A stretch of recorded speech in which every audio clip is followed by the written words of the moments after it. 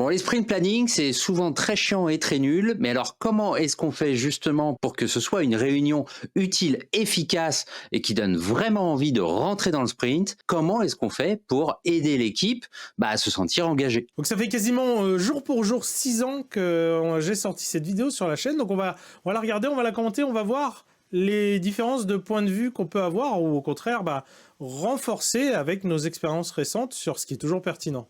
Qu'est-ce qu'on attend en sortie de cette réunion-là? C'est quoi les livrables? Il y en a 3. La liste des user stories qu'on va... Ah. Est-ce qu'on peut dire quand même quelque chose, plus côté backstage? C'est que donc là, si je me trompe pas, tu étais dans ta salle à manger? Dans le salon, ouais. Voilà, dans le salon. Et en plus, le soir, et ça s'entend parce que tu chuchotes, contrairement à d'autres vidéos où c'était plutôt la journée. En fait, avec le temps, j'ai fini par prendre le coup. Ma femme me disait non, non, mais on t'entend pas de tout le bazar que tu fais le samedi soir, parce que je faisais ça forcément sur mon temps libre le week-end. Donc après, j'ai aussi plus pris ma voix de théâtre que vous entendez actuellement. Mais oui, il y avait une phase. Les débuts étaient compliqués, on fait comme on peut. Hein, qu'on va essayer d'implémenter. En général, c'est assez maîtrisé, tout le monde fait ça. On a aussi l'objectif d'itération, c'est super important. Et là, par contre, tout le monde ne le fait pas. On va en reparler un peu plus tard. Et enfin, les tâches techniques. Le plan pour... concrètement, on va y aller... Alors, il y a quand même un truc, si on devait le réexpliquer. Alors déjà, on utilise les acronymes français, que bon, dans la dernière version du Scrum Guide, ils nous disent bien, il faut le dire en anglais, à la limite, ça, c'est pas très important. Par contre, voilà, le sprint goal, l'objectif de sprint, je le mettais quand même en avant, de dire attention, ça c'est super important, mais voilà, c'est tellement important que si on le refaisait aujourd'hui, ça serait le premier truc qu'on mettait. Si on était coquin, on pourrait dire on y voit un peu en filigrane l'habitude de ce que font beaucoup d'équipes qui essayent de faire des sprint goals, mais qui essayent de le faire un peu après coup, de donner du sens à une liste de choses, plus que d'être le point de départ de la planification. Ouais, moi souvent ce que je dis, c'est quand on fait ça, c'est que on a envie de faire des choses et ensuite on essaye d'inventer un pourquoi est-ce qu'on devrait le faire. Mais en vrai, c'est juste parce qu'on a envie, quoi. Et c'est là où c'est difficile. En termes de déroulé, ça ressemble à quoi? On a deux grandes phases, hein, voire même, on pourrait même le scinder en deux réunions différentes. Première partie du sprint planning avec le PO, c'est impératif. Définir la liste de user story qu'on prend et puis cet objectif d'itération. Voilà, c'est vraiment d'un point de vue produit, où est-ce qu'on est à la fin de l'itération? Je vous propose objectif d'itération là, dans 2 semaines, on s'est branché sur le nouveau système de réservation. En plus de pouvoir réserver des trains, on peut réserver des avions. Première user story, on saura afficher un avion plutôt qu'un train, on saura... Ah, mais du coup, dans la scénette, on va dire, tu le fais dans le bon ordre. C'est-à-dire qu'effectivement, tu parles de l'objectif, et ensuite, bon, pour faire ça, on va devoir faire afficher les horaires, machin. Voilà, ce qui est beaucoup plus logique et effectivement plus de sens, quoi. Mélanger dans un trajet à avion et train. Je sais, en tant qu'utilisateur, demander explicitement un avion plutôt qu'un train. Et aussi, ce que je trouve intéressant, c'est que malgré que ce soit, je ne sais pas si c'était pour toi, en tout cas à ce point-là clair à l'époque, moi ça ne l'était pas, mais aujourd'hui, ce que j'aime bien dans là ce que je viens de voir, c'est le côté de tu parles de besoins utilisateurs, tu parles pas spécialement de fonctionnalité quand tu décris justement les US. Voilà, c'est des besoins, c'est voilà, il faut qu'on puisse faire ça, mais c'est pas on va faire un formulaire qui permet ça, etc. Et voilà, donc ça c'est une approche que je préfère aussi. Qui va mettre sur pied le plan pour y arriver. J'aime bien dire le découpage en tâches techniques. Là, évidemment, le PO est pas requis puisqu'il ne fait pas partie de l'équipe de développement. Bon, après, c'est pas mal s'il est disponible. Première user story, je sais afficher un avion. Déjà, va falloir qu'on retravaille forcément le graphique, hein, avec la nouvelle charte graphique. Va falloir qu'on gère le modèle de données qui va être derrière. Va falloir qu'on vérifie du coup que la connexion est bonne.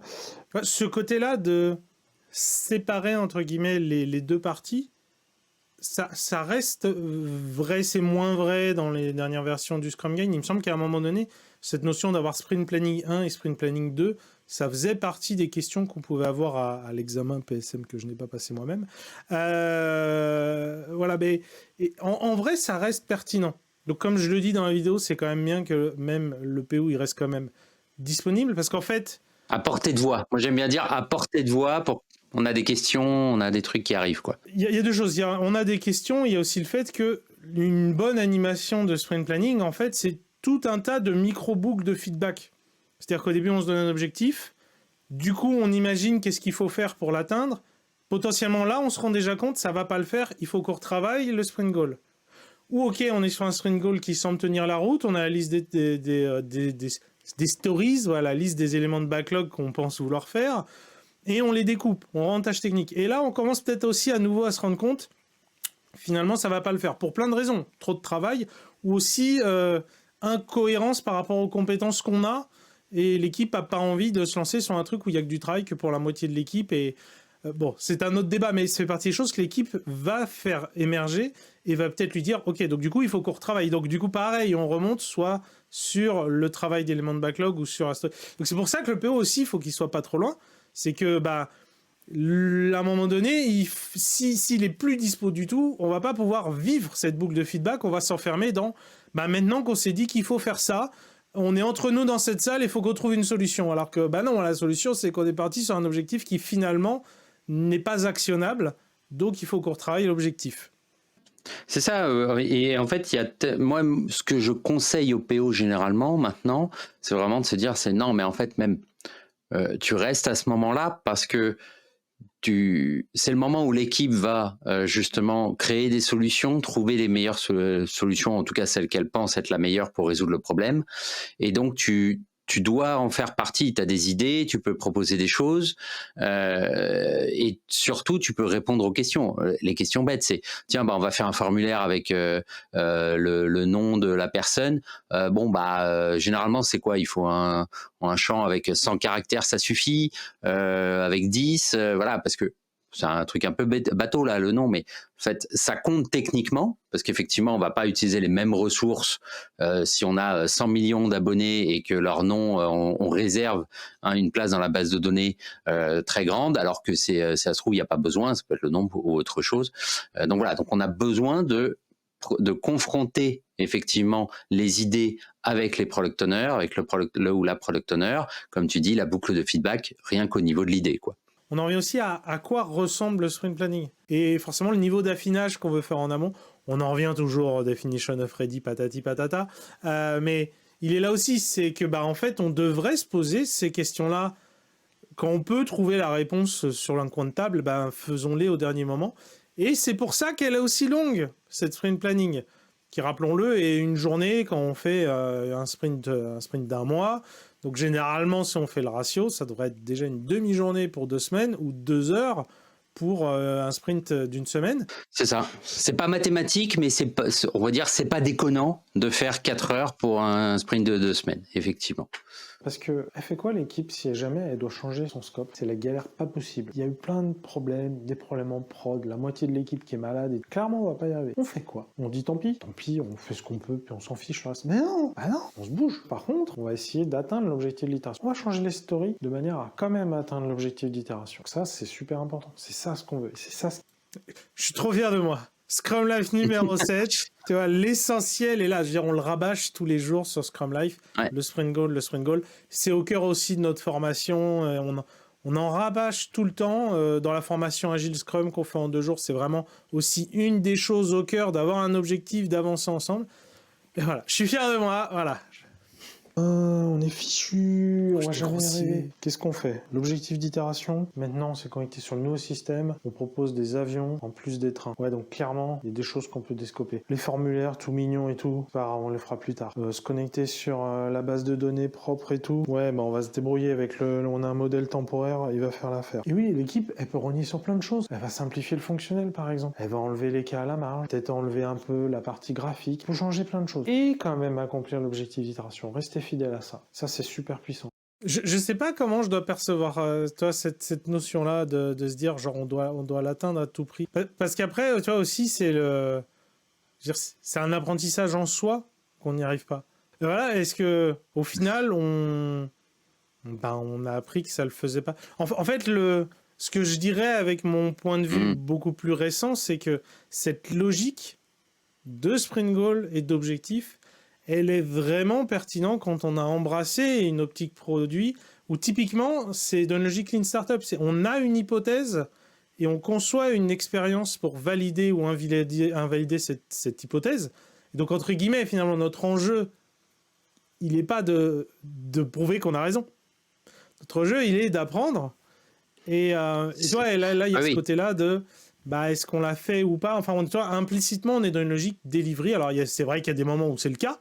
Il faut que le système il soit online à la fin du mois, sinon on est coincé et c'est vraiment l'enjeu. Mais, je sais pas. En fait, je pense il y a un côté qui peut être mal perçu dans le sens, dans ce que tu dis, c'est de toute façon, on fait un truc un peu sale et puis faut que ce soit en prod de toute façon. Ce qui est pas forcément une bonne chose. Il y a aussi un côté qui est très difficile à entendre, c'est par exemple là dans ce que tu viens d'expliquer là dans la scénette, c'est ouais bon le design on fera un peu plus tard un plus joli design et en vrai tout le monde sait que non ça n'arrivera jamais. On en revient où est-ce qu'on met est-ce qu'on considère que c'est du fonctionnel ou est-ce qu'on considère que non, ça fait partie de Definition of Done, c'est notre niveau de qualité quand on fait un écran, il doit être propre. Et comme tu le dis, sinon si on n'y revient jamais, du coup non, faut le mettre dans le DOD et pas rogner dessus quoi. Ouais, et ça c'est intéressant effectivement parce que du coup ça veut dire que non, on fait bien, on fait moins, mais on fait jusqu'au bout quoi, effectivement. Mais là où je nuancerais, c'est qu'en fait ce qu'on veut plutôt d'une équipe, c'est pas de se dire on va enlever le design, on va enlever le truc, on va enlever le machin, mais plutôt de se dire attends, est-ce qu'on peut pas repenser la solution pour qu'elle soit plus simple? Parce qu'en fait, on est peut-être parti sur un truc très compliqué. On veut la repenser plus simple, aller jusqu'au bout, aller le faire bien, mais plus simplement. Et potentiellement, plutôt, comme tu disais un peu avant aussi dans la scénette, enlever les cas à la marge. Ça, finalement, on va pas gérer les professionnels, parce que les professionnels, il y a une complexité supplémentaire, la TVA, les machins comme ça. Enlever les cas à la marge et resserrer le scope des personas qu'on adresse. Il n'y a peut-être pas besoin de tous les utilisateurs. Donc on aura un parcours entier pour un utilisateur. Par exemple, se dire, on va prendre les gens qui sont habitués, on va le déployer seulement à ceux qui sont déjà habitués à utiliser la plateforme, parce que du coup, c'est plus simple pour eux de commencer là-dessus, et on va travailler l'expérience d'onboarding des nouveaux utilisateurs sur cette fonctionnalité-là, en la changeant plus tard, quoi. Ils utilisent la vélocité. On a une vélocité moyenne de 32 points, donc on va prendre dans les 32 points. Moi, je suis pas très fan de prendre les points comme ça. Le volume de travail qu'on doit prendre, il doit être réaliste, réalisable. L'équipe doit pouvoir y arriver, bien sûr, mais aussi challenging, juste un peu. Ça doit créer de l'émulation en fin d'itération. On se donne. Si c'est pas réaliste, ça va pas être beau à voir. La fin d'itération, elle se présente pas très bien, mais bon, en vrai, on le savait dès le début. T'as vu tout ce qu'on a pris? On le savait qu'on n'y arriverait pas. C'était pas la peine d'en prendre autant. Pas grave, ça sent le vécu. On a tous vu ça dans une équipe ou une autre. Tu vois, le côté genre, hey gars, on y va. Qu'est-ce que ça change? Ma vie va pas changer, qu'on l'ait fait ou pas. Ouais, non, mais il y a ça, et il y a le côté, effectivement, on en a pris trop parce que ils ont peur qu'on s'ennuie, donc on en a mis 15 de plus, mais en fait, on savait qu'on le faisait pas, effectivement. Ça arrive, toi, dès le premier jour, t'as aucun engagement dès le premier jour. Il y a un côté aussi qui est très désengageant dans les sprints dès le départ, c'est quand on sait qu'on est habitué à ce que, parce que déjà, si ça se trouve, c'est le cas dans le sprint, c'est que quoi qu'il arrive, si c'est pas fini, on le prendra dans le suivant. Donc, en fait, encore une fois, il n'y a pas d'enjeu. Et ça, c'est peut-être ça la clé. C'est que pour qu'un sprint soit motivant, il faut qu'il y ait un enjeu, et il faut que toute l'équipe soit convaincue de cet enjeu. Et ça, c'est encore une fois, c'est quelque chose que j'explique souvent aux PO, c'est qu'ils sont pas là pour déverser un sprint goal en disant voilà, faites ça et on se retrouve après, on y va. Non, je leur dis, vous n'avez pas de pouvoir ni de lien hiérarchique sur l'équipe pour les obliger à travailler sur le sprint goal. Donc, ce qu'il faut, c'est les convaincre que c'est important de travailler là-dessus maintenant, et c'est ça aujourd'hui, quoi. Voilà. Et une fois qu'ils sont convaincus, c'est beaucoup plus facile de les engager à trouver de bonnes solutions. Ça initie toutes les bonnes dynamiques qu'on va avoir, pareil, de découpage, d'affiné. Au passage, c'est aussi ce qu'on doit expliquer aux parties prenantes. Pourquoi il faut faire ce sprint? Pourquoi on fait ce sprint goal, etc. Donc ça devrait vraiment être le b.a.-ba, quoi. Et ce qui amène à dire c'est quoi un bon sprint goal. Là, voilà, c'est ce genre d'éléments-là. Ça fait comme tu l'as dit, ça fait la différence. On sait qu'on n'est plus dans le même monde après par rapport à avant, qu'il y a un vrai impact sur le monde. Et puis voilà. pas trop challenging non plus. Hein. Faut quand même que les gars ils y arrivent. Hein. Oh putain, c'est la merde. Ok. On bosse tous les soirs, non-stop. Ouh, qu'est-ce que je viens d'entendre? Les gars vont faire des heures sup. Rythme sous table, hein, normalement. Chaque itération, on doit pouvoir tenir le même rythme constant. Les heures sup, faut que ce soit vraiment un rush une fois comme ça. Hein. Pas à chaque itération. Le plus important, c'est que ce soit l'équipe qui se le fixe ce challenge. Si on lui fixe à sa place, elle n'est pas tenue de le tenir. Elle s'y est pas engagée. Faut que ça vienne de l'équipe. Et ça, cette règle, on la retrouve tout le temps. Hein. C'est moi quand j'explique Scrum, alors je sais que c'est plus trop dans les trucs, tu vois, la fable du cochon et du poulet. Enfin, j'aime bien aussi l'expliquer, notamment pour expliquer, il y a la Scrum Team qui a des vrais enjeux, entre guillemets, si le produit se plante, on n'a plus besoin d'eux. Et il y a le reste du monde, où je sais pas, le directeur de projet, il y a 20, 30, 50 projets, de toute façon, s'il y en a qui se plantent, il se rattrape sur d'autres. Je caricature un peu quand je dis ça, mais c'est celui où une autre manière de voir, c'est genre, on fait de la dette technique, ou on fait des mauvais choix, c'est eux qui vont le maintenir, c'est eux qui vont la bouffer, la merde, ensuite. Et ça, de vraiment remettre les décisions, l'autonomie, la responsabilité sur ceux qui portent le poids de ces conséquences, pour moi, c'est une des choses qui définit passer un mode de fonctionnement avec des équipes agiles. Justement, si on fait les points, ça va pas vraiment dans ce sens-là. Bon, bah voilà, 32 points à faire. 32 points, mon fiche, hein, c'est les points. Ce que je fais, hein, c'est j'utilise pas les points. Je prends un première story, je demande, alors est-ce que cette story-là, elle tient dans l'itération? Oui. On peut en jeter une autre? Oui. Une autre? Oui, ainsi de suite. Et on demande aussi, est-ce que c'est challenging? Quand on arrive à la fin, ça commence à être un peu juste, il faut que ça soit réaliste et un peu challenging. Typiquement, ça va donner ça. Bon, alors on y va. Première story, est-ce que ça tient? Oui, bah oui. Bon, je rajoute la deuxième story, ça tient toujours? Oui, bah oui. Troisième story, c'est bon, ça tient ou pas? Ouais, ça tient. Quatrième story, ça tient toujours? Ouais, ça commence à être un peu juste, ouais, ça va. Ok, bah c'est cool, ce commence à être un peu challenging, c'est juste. Est-ce qu'on en met une autre en plus, il y a encore de la marge? Ouais, bon, vas-y, mets-en une autre, mais plutôt une petite. Ok, bah j'ai celle-là, elle est pas trop grosse. Autant le principe est pertinent et va dans la bonne direction, quand on le met en parallèle avec tout ce qu'on disait sur t'es piloté par le sprint goal et c'est de ça que ça découle, en vrai, ce mode de fonctionnement-là, il marche parce qu'on a une liste de backlog qu'on essaye de dépiler. Ouais. T'arrives pas à... Ça veut dire quoi? Genre on fait les 4 premières et les 3 dernières. Oui. Si t'as besoin des 7 pour faire ton sprint goal, c'est juste que c'est mauvais sprint goal dans ce cas-là. Donc ça, c'est la grosse nuance qu'on fait. Et c'est un truc, hein, toi, on en parle souvent ensemble et ça fait partie des prédictions qu'on fait, qui est que la notion même de backlog serait peut-être amenée à disparaître de Scrum, voilà. Où effectivement, en fait, une meilleure dynamique aujourd'hui, moi que je vois et qui fonctionne bien, c'est plutôt on va chercher dans le backlog, product backlog, les informations qui nous servent à savoir qu'on aura atteint le sprint goal.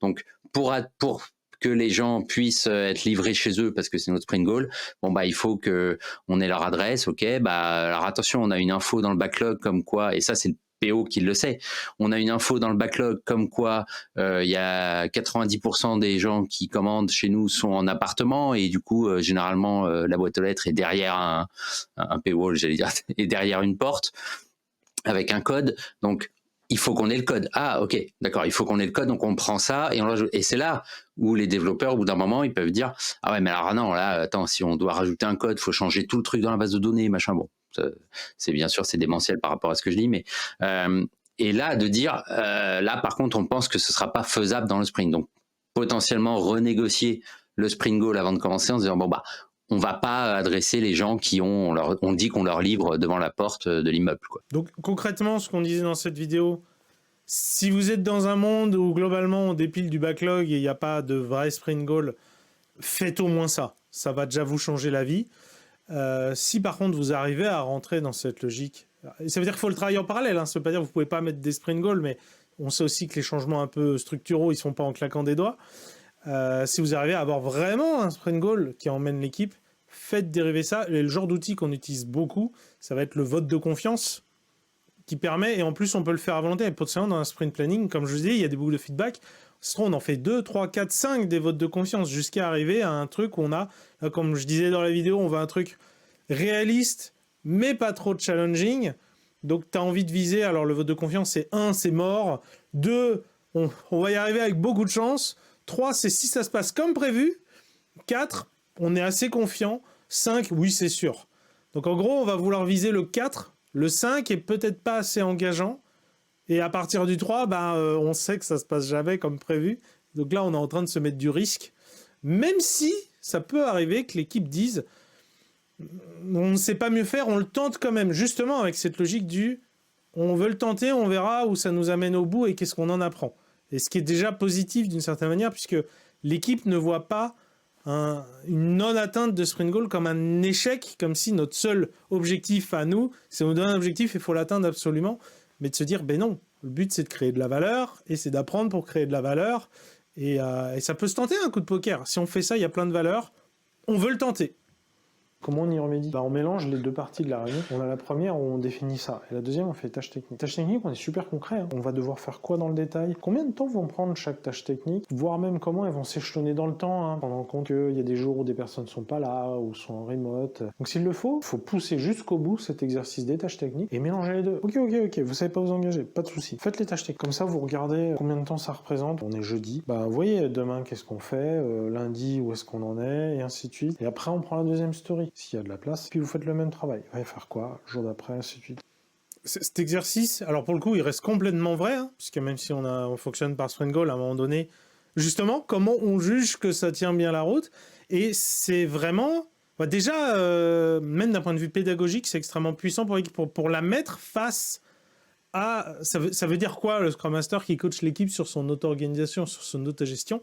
C'est ce genre de choses-là. Ça veut dire qu'aussi, le Scrum Master qui coach l'équipe sur la pluridisciplinarité, ça veut aussi dire ça, parce que c'est déjà à ce moment-là qu'on se pose la question, c'est quoi les compétences qu'on a, comment on va structurer les choses, voire peut-être même sentir que c'est des problèmes, qu'il y ait certaines compétences qui soient qu'entre les mains d'une seule personne, etc. Donc ça, c'est vraiment un très très bon outil qui reste pertinent, et même avec une équipe qui a déjà... dès qu'elle arrive sur un sujet où elle n'est pas bien sûre, où il y a plus des absences ou autres, c'est vraiment quoi, on fait le calendrier, on se projette, et encore une fois, c'est votre taf. Ça va être quoi le plan du sprint? L'engagement, il doit être réel, pas réel en mode maintenant je signe avec mon son, je suis obligé de le faire. Mais dans le sens là, à date, on y croit vraiment. Voilà. Donc du coup, à un moment donné, et on en revient, pourquoi c'est aussi long?